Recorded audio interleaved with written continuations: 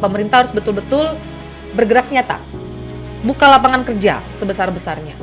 Lindungi para pekerja, buka akses sebesar-besarnya untuk para generasi muda mengembangkan diri, berkreasi, kreativitas, dan bisa mencari cuan dari keahliannya. Ketika kita melihat rekrutmen yang berjubel itu, apakah nanti ke depan akan terjadi lagi atau tidak gitu? Bonus demografi ini adalah suatu kesempatan yang perlu kita renggut ya. Kesempatan yang perlu kita renggut, jangan hanya retorika saja bonus demografi yang ada gitu ya.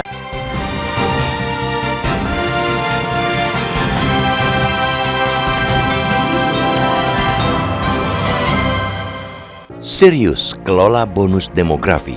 Indonesia tengah berada di ambang sebuah era yang menentukan arah masa depannya.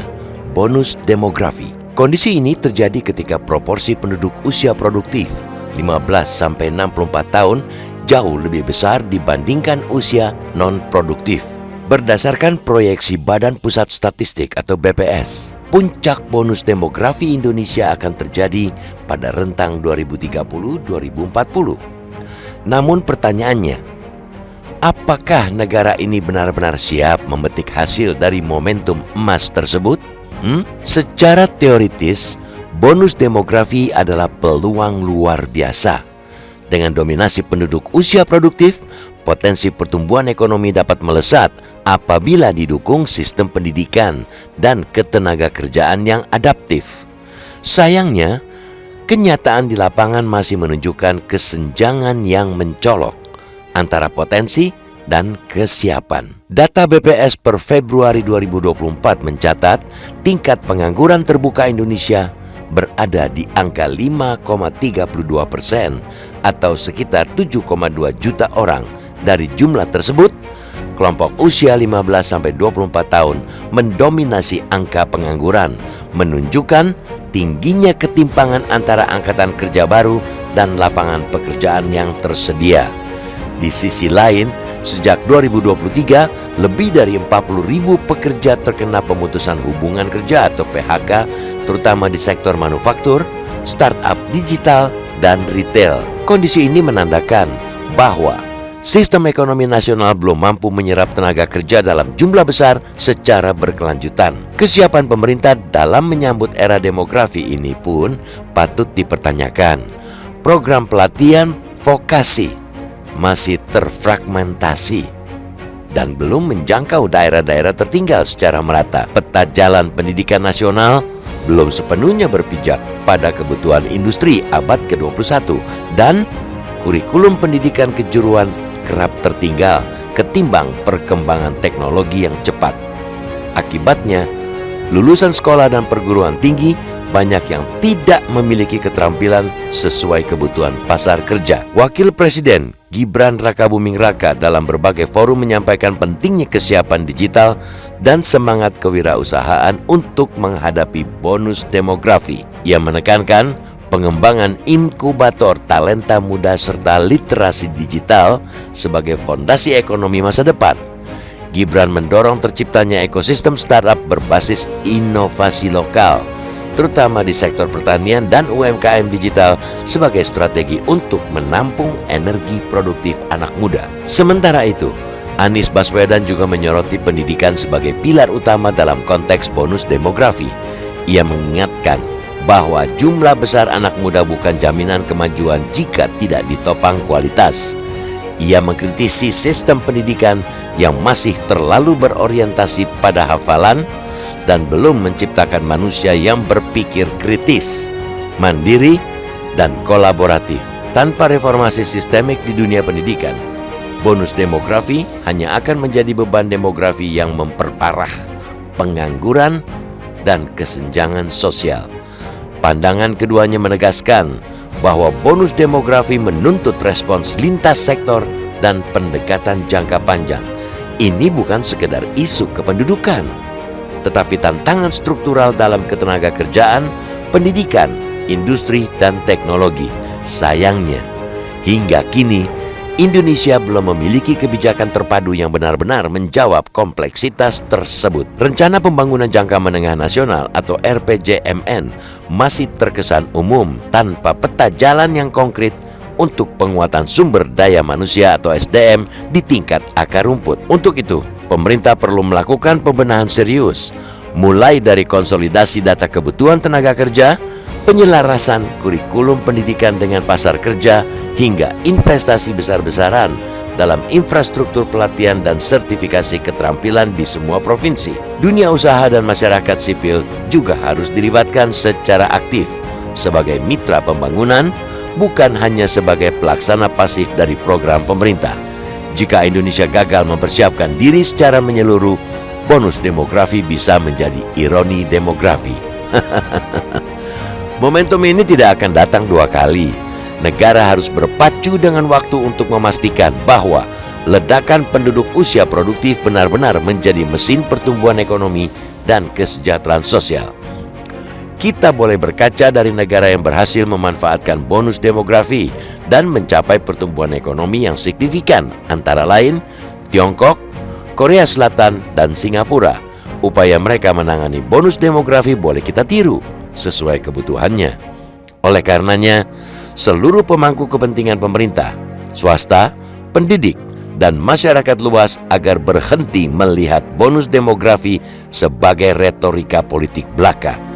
Ia adalah peluang berjangka waktu terbatas yang hanya dapat diubah menjadi kekuatan melalui kebijakan visioner, kolaboratif, dan berkeadilan. Berita teraktual, terpercaya, dan terlengkap di Lampung. Dari politik, ekonomi, hingga lifestyle, kami memiliki semua yang Anda butuhkan untuk tetap update. Saksikan Ruang Curai setiap Senin sampai Jumat jam 1 siang hanya di Metro TV Lampung.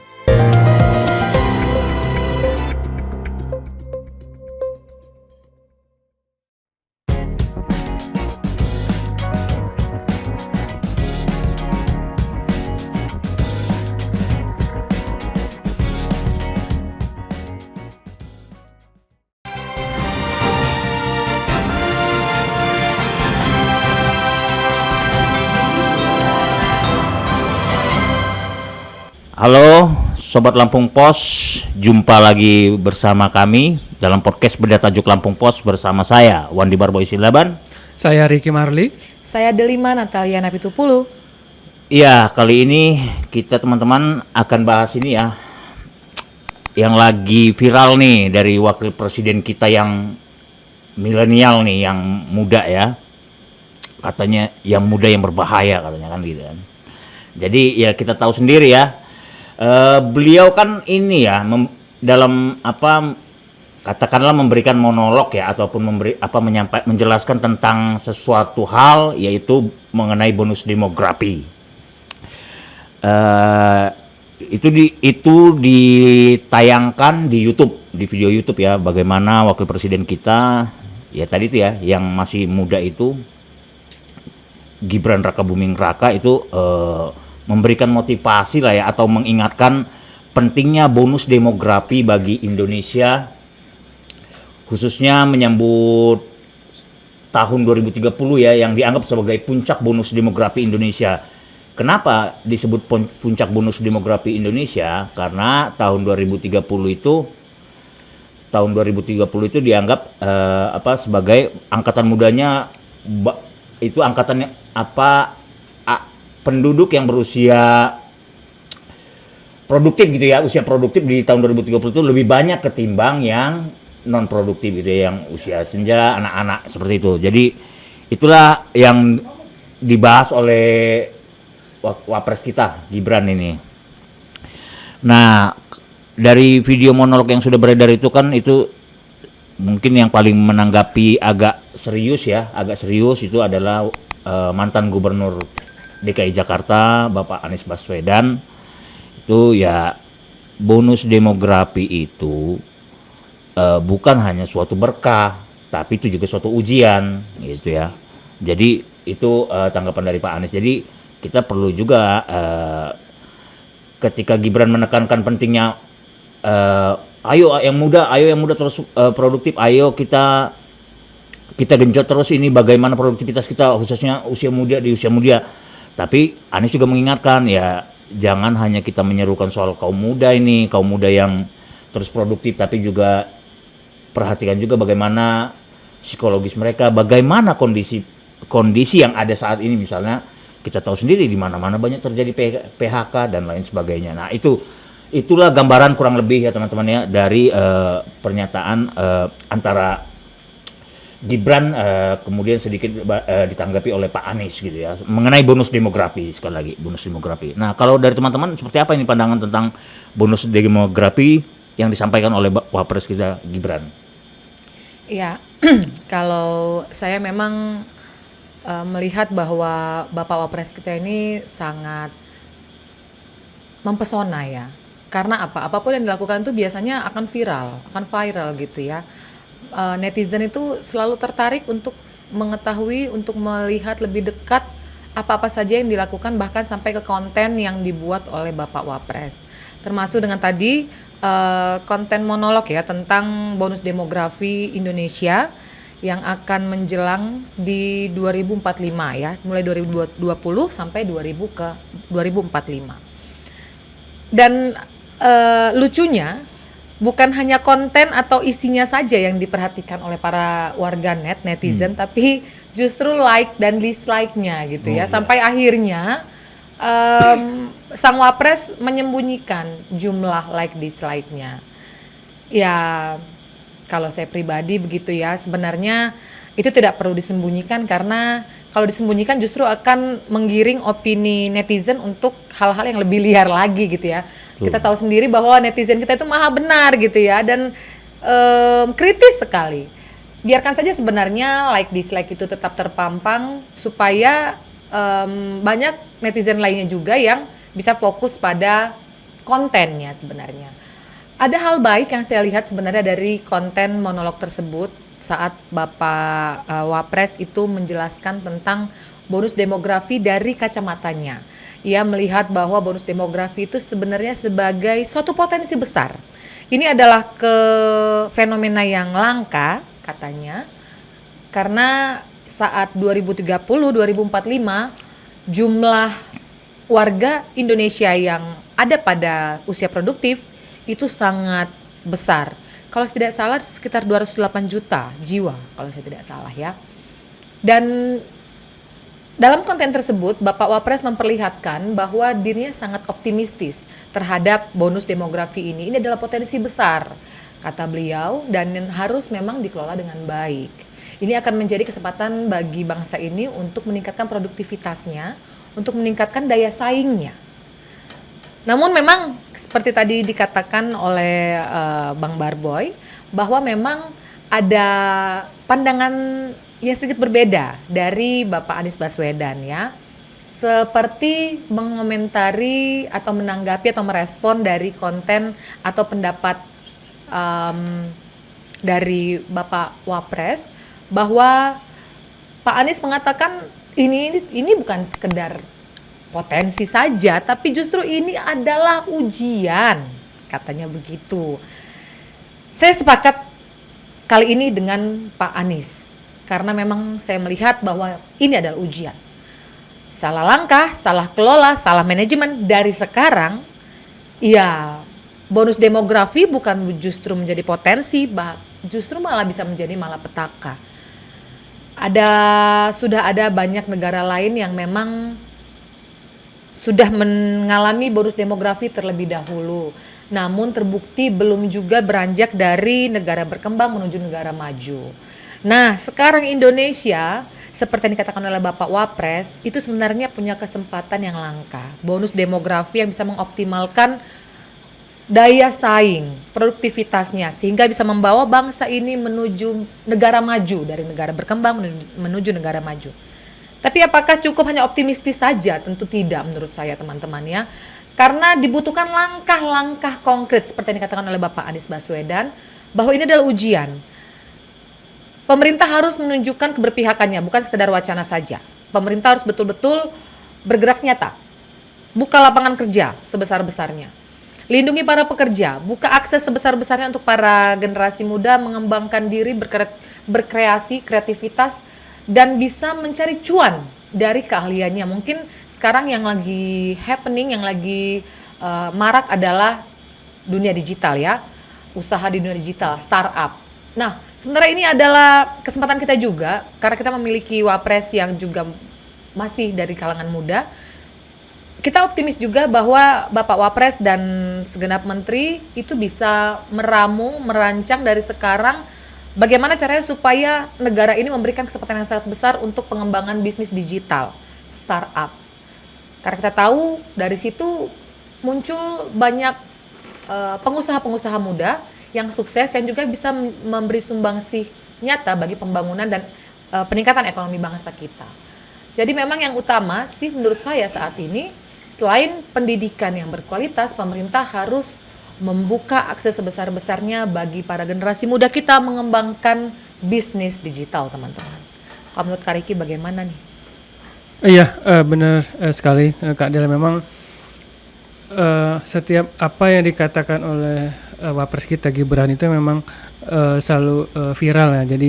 Jadi makanan netizen. Memang sebelumnya itu kan sudah ada beberapa hal yang viral yang dilakukan oleh Wapres kita gitu. Nah, menyangkut konteks kali ini tentang demografi, emang sebenarnya ada saling adu ya antara Wapres kita dengan Anies Baswedan ya. Ya kita tahu, saya tidak bisa menjelaskan di sini karena sangat panjang lebar nanti. Wapres dengan Anies Baswedan kan kita lihat latar belakangnya, apalagi Wapres anak muda, kemudian si Pak Anies memang sudah melalang buana terutama di sektor pendidikan gitu. Kemudian apa yang dikatakan oleh Wapres Gibran, memang untuk saat ini dia juga anak muda dan menginginkan sebuah hal yang digital, kemudian wirausaha atau juga UMKM gitu. Tapi ketika kita dibandingkan dengan kenyataan saat ini gitu, contohnya saja ketika kita melihat atau mengetahui pendaftaran CPNS di provinsi, di daerah ataupun di kementerian itu sangat berjubel sekali gitu. 1, 2, 3, 4, 5 formasi itu direbutkan oleh ratusan bahkan ribuan orang gitu. Nah, ketika kita melihat itu, apakah ini yang dinamakan demografi gitu? Ini yang dinamakan anak muda untuk berwirausaha, mencari pekerjaannya sendiri dan kemudian bisa menggaji karyawan dan lain sebagainya gitu. Apakah ini contoh demografi gitu? Nah, jadi ketika kita melihat rekrutmen yang berjubel itu, apakah nanti ke depan akan terjadi lagi atau tidak gitu. Nah, ini sebenarnya saya bilang ini adalah tantangan. Apakah ini ketika kita bilang Wapres bilang anak muda, wirausaha, startup, UMKM dan segala macamnya, apakah ini nanti akan banyak terjadi gitu ketika kita melihat fenomena yang saat ini terjadi gitu. Apalagi katanya juga ada anak-anak muda yang memang ketika dia dibawa masuk ke sebuah perusahaan, nah dia memang bekerja, tapi kemudian tidak lama resign. Nah, jadi ini menandakan bahwa dia belum ada belum teruji mentalnya untuk masuk ke sebuah perusahaan tertentu gitu. Nah, ini yang sebenarnya terjadi di sekeliling kita gitu. Tapi apa yang dikatakan oleh Pak Anies Baswedan juga benar sekali gitu. Ini demografi itu kita bangun dengan sebuah pendidikan. Nah, kita tahu kalau misalnya kita menempuh pendidikan dan lain sebagainya, suatu saat akan besar kemungkinan akan menghidupi kita. Nah, jadi ini seharap benar sekali ini sebagai ujian dan tantangan untuk demografi kita ke depan gitu. Ya, demografi ini kan kalau kita ini ya, kalau kita kan bahas demografi, kalau mau kita definisikan dari Kamus Besar Bahasa Indonesia ini kan demografi ini kan ilmu tentang susunan kependudukan ya, berdasarkan jumlah penduduk gitu ya, asal-usul suatu bangsa gitu ya, ditinjau dari sudut sosial politiknya gitu ya, atau singkatnya gitu kalau Kamus Besar Bahasa Indonesia menjabarkan atau mendefinisikan demografi itu tuh, ilmu kependudukan gitu ya, singkatnya gitu ya. Nah kalau kita kembali lagi ya, kalau kita bicara soal demografi ini kan, kalau mau kita kembali lagi ya segmen untuk pendidikan gitu ya, misalnya demografi ini kan ada teori-teori yang sudah berkembang sebelumnya gitu ya, teori-teori ada, mungkin kalau kita di perkuliahan dulu masih ingat belajar dengan teorinya Robert Malthus gitu ya, ada deret ukur dan deret hitung gitu ya. Nah itu kan bagaimana misalnya pertumbuhan penduduk itu tidak mempengaruhi bagaimana ketersediaan makanan atau lapangan kerja gitu ya, itu seperti itu, tidak berbanding lurus seperti itu ya. Jadi itu teori tentang demografi gitu ya, bagaimana teori-teori itu berkembang dulu. Tapi kan itu kan teori itu kemudian berkembang lagi, ilmuwan lainnya juga memperbaikinya, bahwa tidak hanya seperti itu, tapi ada Amartya Sen gitu ya, itu bilang bahwa selain ada tentang pertumbuhan penduduk, ada tentang misalnya penciptaan lapangan kerja gitu ya, termasuk di dalamnya soal itu tadi ya, pangan itu ya, soal pangan, bagaimana mencukupi pangan masyarakat, itu juga kan jangan dilupakan juga sekarang, khususnya karena negara semakin maju, di tengah zaman yang semakin maju gitu ya, itu ada juga bagaimana sektor teknologi yang tidak bisa dilupakan, itu kata Amartya Sen gitu ya, untuk merevisi apa yang sudah dilakukan oleh Malthus sebelumnya gitu. Jadi itu kan kalau teori-teorinya seperti itu ya kalau demografi. Nah, kembali lagi kita merujuk bagaimana positioning yang dilakukan oleh Wapres kita yang bermonolog ini kan ya, Wapres Gibran ini. Ya banyak sih, seperti biasa netizen itu kan akan selalu berkomentar apakah benar-benar Gibran ini memang memahami apa yang disampaikannya, misalnya kan seperti itu ya. Karena misalnya kalau saya mau merujuk dari pemberitaan itu, sejarawan JJ Rizal itu ya, seorang sejarawan itu merasa kasihan gitu, kenapa Gibran ya katakanlah ya mau-mauan ya melakukan video monolog seperti itu ya tentang bonus demografi itu, seperti itu. Sudah jelas, kata JJ Rizal ini ya, kata JJ Rizal, sudah jelas-jelas Gibran itu orang yang tidak suka membaca buku. Itu. Dan Gibran juga saat dalam beberapa kali kesempatan diwawancarai baik sama wartawan lainnya maupun terakhir kali dia juga meminta waktu Najwa Shihab untuk untuk diwawancarai saat pembukaan markobarnya gitu ya, usahanya gitu. Lagi-lagi tentang seperti apa literasi yang ditanamkan oleh keluarga Pak Jokowi. Ya Gibran dengan jujur mengakui bahwa dia tidak suka membaca buku, tapi suka membaca komik dia, Bapak Wapres kita ini, seperti itu. Yang ketika ditanya Najwa ya, seperti itu. Dari pemberitaan yang ada seperti itu. Jadi di sini kita bisa lihat mungkin ya, kalau kita menyikapi bagaimana video monolog Gibran ini, bisa saja kalau lagi-lagi kita kaitkan politik, bisa saja ini pencitraan Gibran sebagai orang muda tadi itu, kalau saya tanda petik ya, orang muda yang tanda petik berbahaya gitu ya, orang muda yang berbahaya seperti itu, dalam artian bahwa Gibran itu juga punya taji loh teman-teman. Gibran itu juga punya punya kans ataupun bahasanya, kalian bisa berharap dari Gibran seakan-akan seperti itu dengan video monolog itu ya. Jadi Gibran itu tebar pesona, benar seperti disampaikan kakak tadi, bahwa Gibran itu tebar pesona. Bisa saja seperti itu kalau kita tinjau dari sudut politik, tapi kan yang benar-benar yang tidak boleh kita lupakan, selain jangan lihat apa yang orang sampaikan, itu juga sepertinya saya sering mendengar itu, bagaimana mungkin ya dari kalangan Nahdien ya kalau tidak salah ya, yang menyatakan jangan lihat siapa yang menyampaikan, tapi lihatlah substansinya ya, lihatlah isi kandungan yang terkandung dalamnya. Nah bonus demografi ini kan memang benar-benar sesuatu yang bagus untuk Indonesia ya. Bagus ketika Indonesia sudah menyiapkan dirinya, sekali lagi seperti yang disampaikan teman-teman semua kan seperti itu tadi. Jadi mungkin saja ini satu hal yang perlu kita garis bawahi, pernyataan Wapres kita ini, terlepas daripada tadi itu ya, kita jangan melihat bagaimana dislike yang ada itu sampai tembus hampir 33.000 dislike dan dia sembunyikan itu.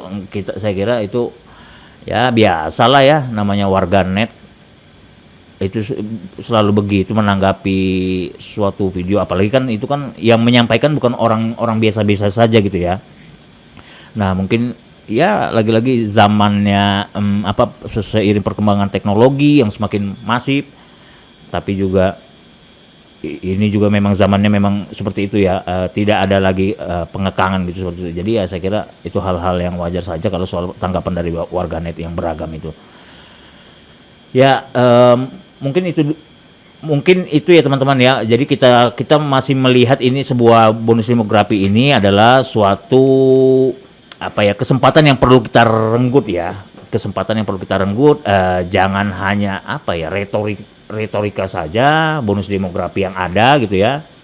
Puncak bonus demografi, jangan hanya seperti itu, tapi mari kita rebut kesempatan emas ini 2030 itu ya, yang dianggap sebagai puncak bonus demografi dengan lebih kuat lagi, terutama khususnya orang mudanya ya, semakin kreatif, inovatif, dan makin cemerlang gitu ya di kemudian hari seperti itu. Ya itu aja teman-teman, saya kira beda tajuk kita kali ini. Saya kira mungkin ada tambahan dari teman-teman lain, cukup? Baik, cukup. Dan demikian berita tajuk kami pada hari ini. Untuk mendapatkan berita lebih lengkap dan berkedalaman, silahkan berlangganan Lampung Pos ID. Jangan lupa subscribe dan aktifkan loncengnya agar kalian tidak ketinggalan informasi dari kami. Ya, teman-teman juga bisa memberikan komentar di kolom Lampung Pos Update. Mungkin juga bisa memberikan saran, masukan mengenai tema apa yang akan kami bahas selanjutnya. Demikian berita tajuk Lampung Pos kali ini, kami akhiri dan sampai jumpa.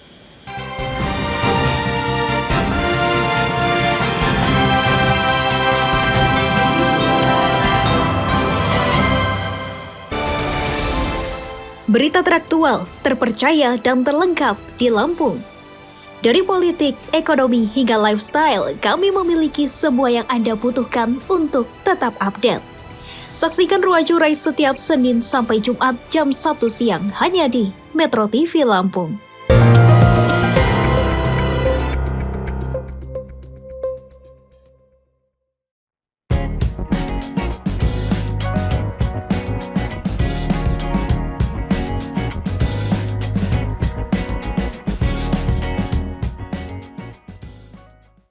Lampung Pos berdiri dari tahun 1974.